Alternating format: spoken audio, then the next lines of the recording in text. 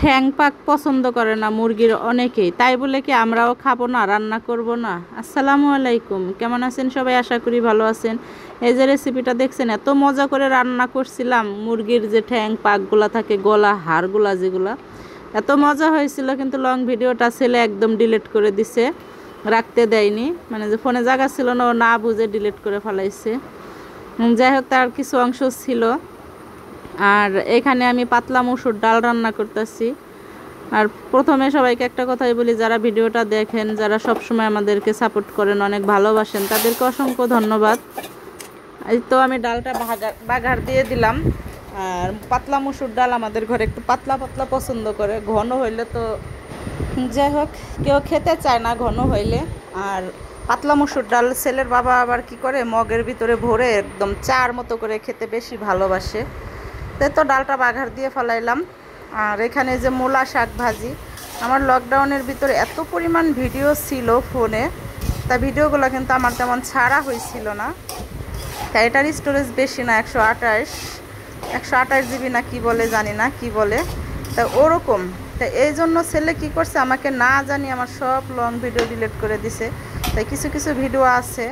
আর এই যে ভেন্ডি ভাজিও করা হয়েছিল, পাতলা মসুর ডাল, ভেন্ডি ভাজি, মূলা শাক, এগুলো কিন্তু অনেক মজা লাগে। অনেকে খেতে চায় না মূলা শাক নাকি পছন্দ না। আমাদের ঘরে মূলা শাক সবাই ভালোবাসে।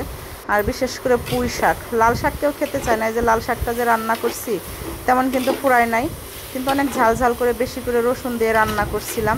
যতটুকু খাবার ছেলের বাবা খাইছে আর আমি খাইছি, ছেলে তো একদমই নেয়নি, কেননা লাল শাকটা এত তেমন পছন্দ হয় না ঘরে। যাই হোক, লাল শাকটা বাঘার দেওয়ার কিছু অংশ নেওয়া হয়েছিল। আর আজকের ভিডিওটা কিন্তু অনেক জায়গা থেকেই আমি নিছি। আর কিছু কথাও বলতে চাই। যাই হোক, এখানে কিন্তু আমার জন্য পুঁই শাক নিয়ে আসছে ওর আব্বু, আর ভেন্ডি আনছে। তাই এগুলো কিছুই করব না, এখান থেকে শুধু করলাটা নিব, যে করলা ভাজি করব। আর একটা কথা বলতে চাই, একটা আপু এসে কমেন্ট করছে আমার ভিডিওতে, মানে আমি একটা পোস্ট করছিলাম তার জন্য, যে আমরা নাকি জাতির বোঝা। তাই সেই জিনিসটা আমার মাথায় করে, যারা ঘরে বসে থাকে, যারা ঘরে রান্না বান্না করে, যারা বাহিরে টাকা ইনকাম করে, তাদের জায়গা কখনো নিতে পারবে না ঘরে বসা নারীগুলা। আসলে আমরা তাদের জায়গাটা কখনোই নিতে চাই না। যারা বাহিরে যায় টাকা ইনকাম করতে পারে, তারা জাতির কল্যাণ। আর যারা ঘরে বসে থাকে, যারা ইনকাম করতে পারে না, তারা হচ্ছে জাতির বোঝা। তা আমাদের মা চাচিরাও তো ঘরে বসেই থাকতো, ঘরের সংসার সামলাইতো। আর আমি সংসার সামলাইতেই ভালোবাসি। বাইরে যেয়ে কাজকাম করা কিংবা কোনো কিছু করা, এটা জীবনে কোনো দিন কল্পনাও করি নেই, ইচ্ছাও নাই। আর আল্লাহ পাক যার যেটা ইচ্ছা নাই, সেটা কিন্তু কখনোই আল্লাহ পাক তার দেয় না, আমি জানি, যাকে আল্লাহ ভালোবাসে। হ্যাঁ, যাই হোক, নিজের ছোট্ট একটা সংসার, এই সংসারটাকেই ভালোবাসি, সংসারের ভিতরে সীমাবদ্ধ থাকতে চাই। আর কোথাও আমার যাওয়ারও ইচ্ছা নেই। মানুষের আছে অনেক ঘোরাফেরা, বেড়ানো, এই সেই, আমার কোনো কিছুই ভালো লাগে না। কেন জানি সারা দিন টুকটাক করে সংসারের কাজ করে এদিক সেদিক দিয়ে কীভাবে যেন দিন চলে যায়। আর এরকম কার কার হয় অবশ্যই আমাকে বলবেন। এই তো আমি এভাবে পুঁই শাকগুলো সবগুলা কেটে নিব, নিয়ে কিন্তু ধুয়ে পরিষ্কার করে পানিগুলো ভাপ দিয়ে ফেলে নেব। ঢাকা শহরের পুঁই শাক কিন্তু একটু কেমন একটা সাইরে সাইরে লাগে। যদি আপনি একটু ভাপ দিয়ে লবণ দিয়ে পানিটা ফেলে দেন, শাকটা কিন্তু সবুজ থাকে, আর খেতেও কিন্তু ভালো লাগে। আর অত পরিমাণ পানি ওঠে না, শাক লাল হয়ে যায় না, একটু সবুজ থাকে। যাই হোক, এটা ছেলের জন্য ভাজি করলাম। ছেলে পুঁই শাক অনেক পছন্দ করে। ও এটা দিয়ে ভাত খেয়ে তারপরে তো মাঠে যাবে। এখন 3:30 বাজে।